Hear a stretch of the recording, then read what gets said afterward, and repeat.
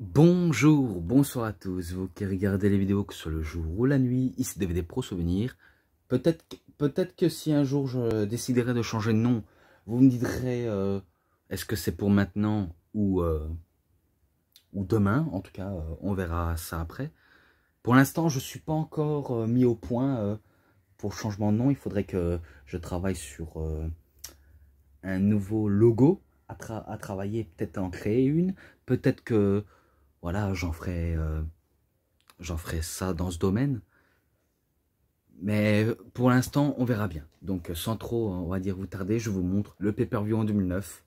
Oui, encore en 2009. SummerSlam 2009. Et que c'est vrai qu'à chaque fois quand je fais des reviews, parce que c'est vrai que pour moi, les reviews, c'est la base de mon truc. À chaque fois quand je sors des reviews, parce que oui, je ne connais que ça.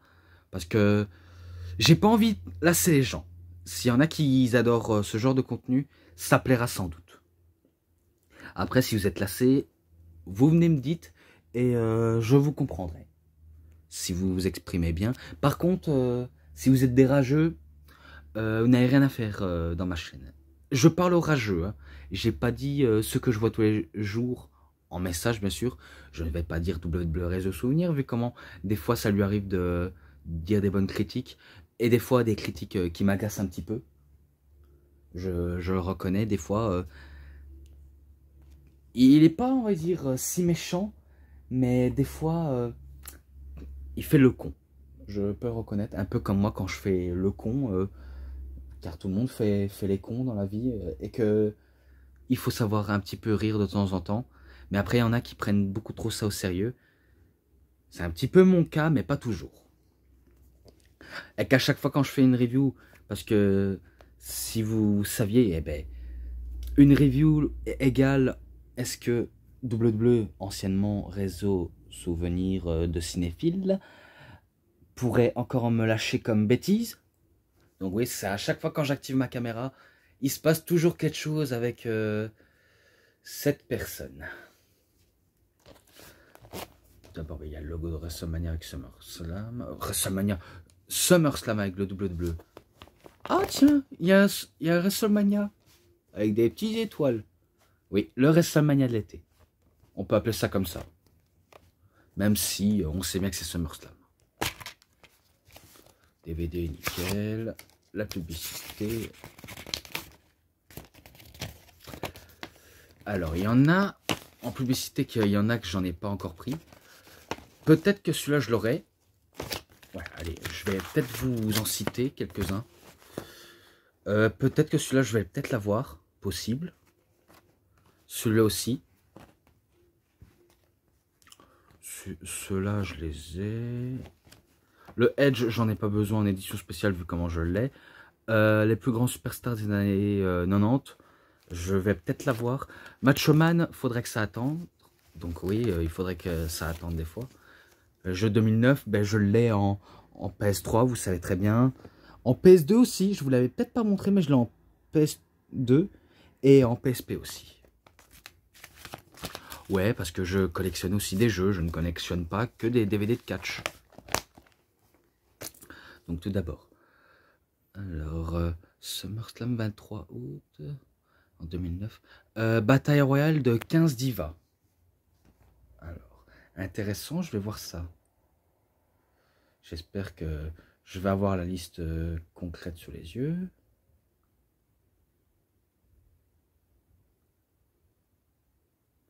Bataille Royale, où es-tu?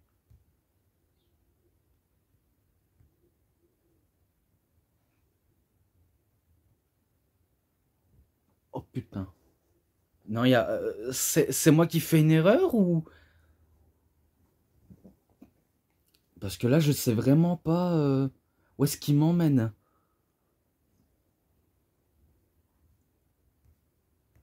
Ah ouais, ouais. C'est bon, je l'ai, je l'ai. Donc, avec Chavo Guerrero comme arbitre invité spécial. Ah ouais, d'accord. D'accord, j'ai vu. Donc, j'ai pas trop grand chose à expliquer, si ce n'est que dans les batailles royales, vous connaissez qu'il y en a qui s'éliminent. Des fois, on en voit des grosses finishes. Pas toujours, mais vous avez compris. Eh ben, c'est victoire de Beth Phoenix qu'elle avait éliminé Kelly Kelly et F Torres. Donc elles les avaient éliminées toutes les deux. Et du coup, ben, c'est elle la réelle vainqueuse. Ce match-là, 3,20. Pas forcément trop à raconter. Ensuite, match pour le championnat intercontinental. Match revanche de Night of Champions. Donc oui, Rey Mysterio contre Dolph Ziggler. Voici. Vu comment il veut à tout prix tenter sa chance une seconde fois, Dolph Ziggler, vu comment il en est qu'à sa deuxième, est-ce qu'il peut, cette fois-ci, le devenir? Je ne pense pas du tout. Honnêtement, je ne pense vraiment pas du tout. Car moi, tout ce que je sais, c'est qu'il perd une nouvelle fois face à Rey Mysterio, Dolph Ziggler. Mais que cette fois-ci, ça a été un peu plus long. Donc, il a quand même tenu le rythme de Rey Mysterio. Il a quand même bien tenu. Mais c'est pas encore suffisant. Donc, il sera champion à l'avenir dans quelques mois. Mais même si je pense que ça va être pendant 1 an. Car il aura réussi l'exploit. Mais que là, c'est pas encore son heure qu'a sonné. Donc, ces victoires de Rey Mysterio suivies d'un 619 avec un Springboard Splash ou peut-être qu'il a fait un petit paquet, quelque chose comme ça, mais qu'il a réussi quand même. Bref, ce match-là, 3,5. Et maintenant, le troisième match, Mental Vantevus Porter, donc MVP contre Jack Swagger. Tout d'abord, je me rappelle que MVP faisait une promo en coulisses en disant que, certes, avant qu'il soit catcheur, il avait quand même mis dans sa vraie vie quelques tourmentes. Par exemple, il a eu, on va dire, un passé de voyou. Et qui a dû, on va dire, faire des petits trucs qui ne sont pas très sympathiques, mais que ça lui a permis de survivre, par exemple de voler ou quelque chose comme ça. Parce que c'est vrai que avant d'être catcheur, c'est exactement ça ce que je voulais aborder, eh ben, tu connais un premier temps les galères, comme on dit chez les jeunes, surtout ceux qui sont de confession musulmane. Des fois, ils peuvent dire la hesse, donc la galère, et que des fois, ils font un peu de la prison parce que pour réfléchir à leurs actes qu'ils ont commis. Il y en a, ça leur a terriblement aidé, car il y en a des catcheurs qui ont fait de la prison avant qu'ils soient catcheurs eux-mêmes, mais après, il y en a directement en prison. Quand tu commets, on va dire, agression et toutes ces choses, et bien là, MVP, il parle de son parcours, l'air de dire, certes, mon parcours n'a pas été si glorieux, mais ça lui a permis de s'en sortir et devenir une meilleure personne par la suite. Donc il va le prouver à Jack Swagger, peu importe son passé qu'il a eu, MVP. Il a du cœur et il va pas, on va dire, se laisser décourager pour autant. Et que je me rappelle que Jack Swagger voulait faire son Swagger Bomb. Son Coffee Power Bomb, il va pas passer, mais par contre, le Playmaker de MVP, il va passer.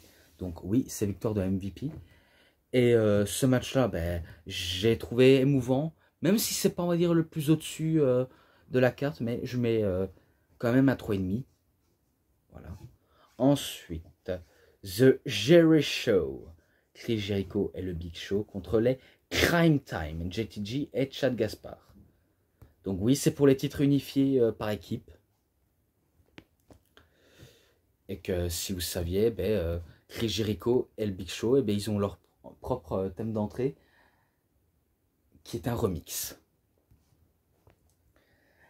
Des fois, c'est rare que les remixes sont, on va dire, bien amenés, mais après, il y a des remixes qui sont totalement éclatés. Parce que oui, je sais qu'il existe des musiques remixées avec la musique d'un autre catcheur, et des fois, ça donne pas forcément envie. Il y en a, oui, parce que ça amène très bien, mais pas toujours. Je vous dis, pas toujours. Est-ce que les Crime Times, leur heure de gloire est venue? Non. Je crois pas, non. Et non, WWE, réseau souvenir. Toi, tu dis un grand oui, mais je sais bien que tu dis ça pour me me faire attirer ton attention. Parce qu'on dirait que tu cherches à avoir l'intention sur toi. Comme si un autre youtubeur ne t'avait jamais prêté attention. Alors que je suis sûr que la plupart des youtubeurs, il y en a qui ne te calculent pas. Parce que quand tu essaies de dire quelque chose, on sait que tu veux créer l'attention. C'est exactement pareil avec moi. Et la preuve, ça fait plusieurs vidéos que je parle de toi. Alors que j'ai presque envie de dire, calme-toi, hein.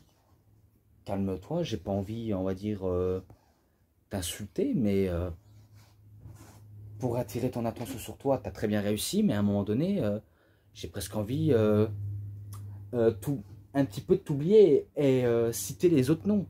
Parce que je pense que tu prends assez trop de place pour quelqu'un qui va attirer l'attention sur lui-même.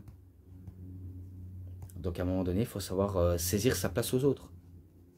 Et que c'est également, des fois je légitimise Cédric Lavie. D'ailleurs c'est vrai, je légitime lui, parce que je sais bien qu'il est raisonnable et que on s'entend très très bien. Et pareil pour MDX. Donc lui, ces deux-là et moi, on est liés sur les deux doigts de la main. Ou les deux doigts de 3 mains, si on peut dire ça comme ça. Bref, vous avez peut-être compris au sujet de ce que je voulais dire avec l'amitié qui peut, on va dire, être vers l'infini. L'infini, ça fonctionne très bien, parce que des amitiés, c'est vrai que ça ne tient pas longtemps la route. Et pareil, entre Jericho et Big Show, ça va pas durer éternellement. En coulisses, oui. Quand même en coulisses, oui. Mais en équipe, ça va durer qu'un petit moment, mais après ça, explosion de l'équipe. Donc, vous saviez, c'est Jericho qui bat Crime Times. Et que ce match-là, 3,40. J'ai trouvé pas mal. Et ensuite, Kane contre Great Khali. Je sais pas si c'est la revanche de WrestleMania 23, mais ce match-là me donnait pas non plus forcément envie. Parce que oui, on sait bien que Kane a les yeux plus gros que le ventre. Et qu'il adore, on va dire, faire face à un autre géant. Et du coup, quand tu as deux géants en face de l'un et l'autre, c'est rare quand il y a de la bonne qualité, mais pas toujours. Donc c'est pas forcément un match qu'on kifferait éternellement et qu'on se retient bien les choses. D'ailleurs, la plupart des matchs, je vous dis, je n'ai pas, on va dire, tout retenu dans le match, si ce n'est que Kane voulait faire son chokeslam sur Khali, mais que Khali, des fois, se laisse pas embarquer, et que Great Khali voulait faire son double chokeslam, mais Kane va pas se laisser embarquer. Donc il faut trouver une solution, un chokeslam. Là, il arrive à déraciner le géant et battre justement ce dernier. Donc, 3,20. Voilà. Ensuite, un match que j'ai déjà noté dans le petit DVD de la Dégénération X. Donc, oui. DX contre The Priceless Legacy. Cody Rhodes et Ted DiBiase.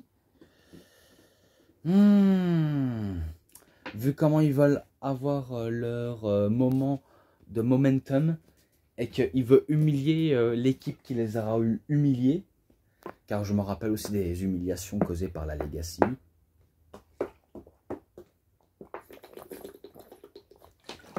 Et oui, je m'hydrate un peu. Parce que je sens que, à force d'avoir la langue trop sec, j'ai du mal à parler. Vous avez compris, hein, si j'essayais d'articuler correctement. À force d'avoir la langue trop sec, j'aurais du mal à mieux articuler et parler correctement. Ouais, que je disais que Ted DiBiase et Cody Rhodes avaient été humiliés par les vétérans, mais qu'ils veulent humilier les vétérans pour leur insolence, mais les vétérans, eux, répondent par la manière forte, ben, t'écraser. Tout simplement. T'écraser à plat de couture. Même si d'habitude on dit battre à plat de couture. Après, vous avez compris. Beaucoup hargneux dans ce match, Cody Rhodes et DiBiase. Beaucoup hargneux, tandis que les vétérans, ils veulent catcher comme si c'était, on va dire, que de l'échauffement et de l'entraînement basique. Et qu'ils arrivent à battre The Legacy. Donc oui, je dis direct, ils arrivent à battre la Legacy. Et que ce match-là, ce sera en description, vu comment je l'avais déjà noté. Maintenant, Christian contre William Regal, et qu'il est accompagné par Ezekiel Jackson et Vladimir Kozlov. Donc, il a eu ses 2 hommes de main, William Regal. Est-ce que William Regal pourrait devenir champion de la ECW? Je ne pense pas du tout. Honnêtement, pas du tout. Car c'est vrai que William Regal, il incarne pas le côté extrême, même si depuis un peu 2006, 2007, 2008, le côté hardcore de la ECW a perdu sa superbe et que ils ont dénigré le produit, ils ont un peu supprimé tout ce qui est très très violent, vu comment on est dans l'ère PG. Donc, pas victoire de William Regal, mais victoire de Christian. Ce match-là, aussi un 3,20. Même s'il était pas mal, mais sans plus. Ensuite, un match avec beaucoup de controverses. Oui, beaucoup de controverses, ce match-là. Randy Orton contre John Cena. Et que la première fois qu'ils s'étaient affrontés à SummerSlam, c'était en 2007. Victoire causée par Cena. Est-ce que maintenant, Randy Orton peut battre John Cena? Dans la vie, tout est possible, car c'est vrai que John Cena, au SummerSlam, il nous crée des gros moments, surtout des moments de l'été, où il essaie de mettre over les catcheurs pour espérer qu'ils les battent pour avoir leur momentum. Et bien là, il va peut-être confesser à Randy Orton, même si ce dernier n'en a pas forcément toujours besoin. Et par contre, la stipulation, c'était si Orton s'était compté disqualifié pour la deuxième ou peut-être 3e fois, il perdait le titre. Donc ça, je me rappelle qu'il y avait beaucoup de controverses. Ouais, des interventions de The Legacy. Ouais, je me rappelle, intervention de The Legacy, c'est victoire de John Cena, mais pas, on va dire, officialisation. Randy Orton, il gagne, mais cette fois-ci par tomber, alors qu'il avait un pied dans les cordes, mais il remporte le match, mais l'arbitre, il a reconnu l'erreur. Donc, il décide de relancer le match. Je vous dis, il y a beaucoup de retournements de situation. Hein. Et un match de dingue, honnêtement, un match de très dingue. Je sais pas si dans le coffret RKO Ten Nowhere. Enfin, je vais pas dire que oui, parce qu'après, si je dis oui, je me trompe sur toute la ligne. Donc pour ça, j'irai quand même vérifier. Et que je vais mettre une note globale en absence, on sait jamais. Et que un coup que l'arbitre commence à recommencer le match une nouvelle fois pour que ça soit dans les règles, je me rappelle que Randy Orton fait un RKO sur John Cena alors que ce dernier se fait guillotiner par les cordes et qu'il se lance avec un ultime RKO et il bat John Cena. Donc Randy Orton il bat John Cena et il conserve son titre. Un finish assez fou quand même. Et que ça va être cette époque où ils vont relancer la machine de Orton Cena avec rarement de la bonne qualité. Car je me rappelle à cette époque c'était dingue. Ce match-là, 3,60 si je ne l'ai pas noté, mais de toute façon à vérifier. Et maintenant le main event, CM Punk contre Jeff Hardy lors d'un TLC et pour le titre du monde poids lourd. Donc table, chaise, échelle. Et ce match était... il était dingue. Il était vraiment très très dingue. Avec beaucoup de spots sous les chaises, l'échelle et de table. Il n'y a pas à dire, ils nous sortent des bons spots. Comme les bons spots sur le ring. Et que l'image le plus iconique de ce SummerSlam, c'est quand Jeff Hardy fait un sweat on bomb sur CM Punk alors que ce dernier était sous la table des commentateurs. Et que là, on s'est dit, allez Jeff, remporte ce match, remporte ce foutu titre. Parce que, allez, tu perds beaucoup de temps. Je sais que t'es KO, je sais que t'es fatigué, mais va remporter le titre, s'il te plaît.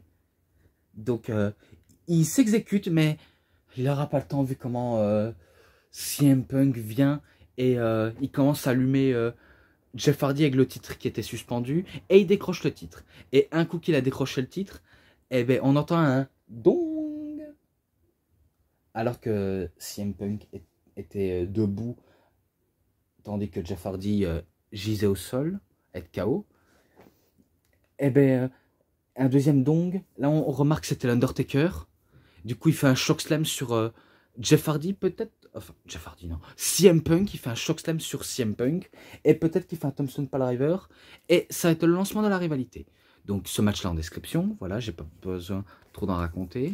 Et que moi, j'en ai fini avec justement cette review. Car je décide un petit peu de m'arrêter sur ça. Et que j'ai assez trop dit.